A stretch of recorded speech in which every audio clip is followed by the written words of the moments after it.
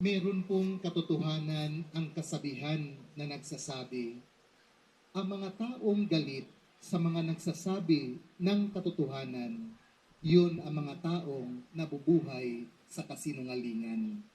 Ang mga taong galit kapag ikaw ay nagsasabi ng katotohanan, yung tao, marahil ang taong yan ay nasa kasinungalingan. Mga kapatid, narinig po natin sa ebanghelyo po natin sa umagang ito. Nagsimulang tuligsain, nagalit ang mga eskriba, pariseyo at ang mga dalubhasa kay Jesus. Bakit po sila nagalit?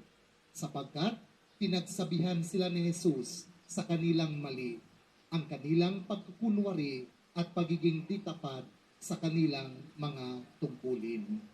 At ito ang dahilan ng kanilang ikinagagalit. Sabi nga po, ang katotohanan masakit.